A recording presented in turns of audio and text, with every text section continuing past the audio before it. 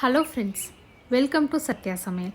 இன்றைக்கி நம்ம சத்யா சமையலில் நல்ல மருத்துவ குணங்கள் நிறைஞ்ச கற்பூரவல்லியை பயன்படுத்தி அட்டகாசமான சுவையில் சட்னி எப்படி அரைக்கிறது அப்படின்னு பார்க்கலாங்க. வாங்க இப்போ நம்ம வீடியோவுக்கு போகலாம். கற்பூரவல்லி இல்லைன்னா ஒரு சில ஏரியாவில் ஓமவல்லி அப்படின்னு சொல்லுவாங்க. இந்த இலை தாங்க. இந்த இலையை பஜ்ஜி போடுறதுக்கு பயன்படுத்துவோம். இன்றைக்கி நம்ம சட்னி எப்படி பண்ணுறதுன்னு பார்க்கலாம். இந்த கற்பூரவல்லியை இதே மாதிரி கிள்ளி நம்ம நிலத்தில் பதிச்சு வச்சோம் அப்படின்னா நல்லா படர்ந்து வரும். நல்ல மருத்துவ குணம் நிறைஞ்சது. குழந்தைங்களுக்கு சளிக்கெல்லாம் கொடுக்கலாம். இப்போ நான் இந்த இலையை 15 இலையை நல்லா கழுவி சுத்தம் பண்ணி அதுக்கப்புறமா எடுத்து வச்சுருக்கேன். இந்த இலை கொஞ்சம் சின்னதாக தான் இருக்குது, அதனால் நான் 15 எடுத்திருக்கேன். 4 பல் போல் பூண்டை நீல வாக்கில் கட் பண்ணி வச்சுருக்கேன். ஒரு 10-15 சின்ன வெங்காயத்தை கட் பண்ணி சேர்த்துருக்கேன். 1/4 கைப்பிடி அளவுக்கு ஃப்ரெஷ்ஷான கொத்தமல்லி எடுத்துக்கலாம். தண்டு இலை ரெண்டும் சேர்த்து தான் எடுத்திருக்கேன். கொஞ்சமாக கருவேப்பிலை எடுத்துக்கலாம். இது கூடவே சின்னதாக ஒரு துண்டு புளி, காரத்துக்கு 2 காஞ்ச மிளகாய் எடுத்திருக்கேன். நீங்கள் எடுத்திருக்கிற காரத்துக்கு தகுந்த மாதிரி நீங்கள் புளி பயன்படுத்திக்கோங்க. இந்த ஓமவல்லி இலையே லேசான காரத்தன்மையோடு தான் இருக்கும். பருப்புன்னு பார்த்திங்கன்னா 1 டேபிள் ஸ்பூன் அளவுக்கு கடலைப்பருப்பு சேர்த்துக்கலாம். அதே மாதிரி 1 டேபிள் ஸ்பூன் அளவுக்கு வெள்ளை உருட்டு உளுந்து சேர்த்துக்கலாம். இதுக்கு பதிலாக கருப்பு உருட்டு உளுந்து கூட பயன்படுத்திக்கலாம். இப்போ சட்னிக்கு வதக்கிடலாம். 1 ஸ்பூன் அளவுக்கு எண்ணெய் சேர்த்துக்கலாம்.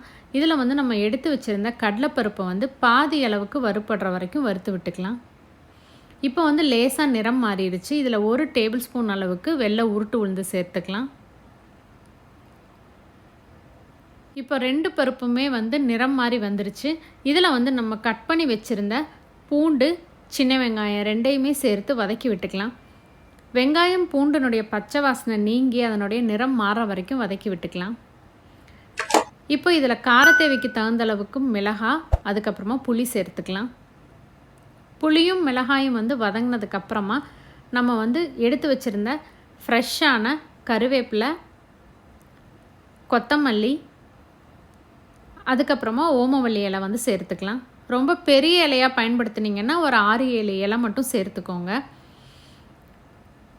இப்போ இலையெல்லாமே வதக்கி விட்டதுக்கப்புறம் நல்லா குறைஞ்சிரும். அதுக்கப்புறமா உப்பு சேர்த்துக்கோங்க, இல்லைன்னா உப்புனுடைய அளவு அதிகமாகிடும். இதில் 1/4 கப்பு போல் துருவின தேங்காய் சேர்த்துக்கலாம். ஸ்டவ்வை ஆஃப் பண்ணிவிட்டு அதுக்கப்புறமா தேங்காய் சேர்த்து ஒரு வாட்டி கலந்து விட்டுருங்க. இப்போ நான் சட்னிக்கு தேவையான அளவுக்கு கல்லுப்பு சேர்த்துக்கிறேன். நல்லா ஆறுனதுக்கப்புறமா மிக்ஸி ஜாருக்கு மாற்றி கொஞ்சமாக தண்ணி விட்டு அரைச்சிக்கலாம். இப்போ இந்த சட்னிக்கு தாளிப்பு கொடுத்துடலாம். 1 ஸ்பூன் அளவுக்கு எண்ணெயில் கொஞ்சமாக கடுகு, அதுக்கப்புறமா கருவேப்பிலை சேர்த்து நம்ம தாளிப்பு இந்த சட்னியில் சேர்த்துடலாம்.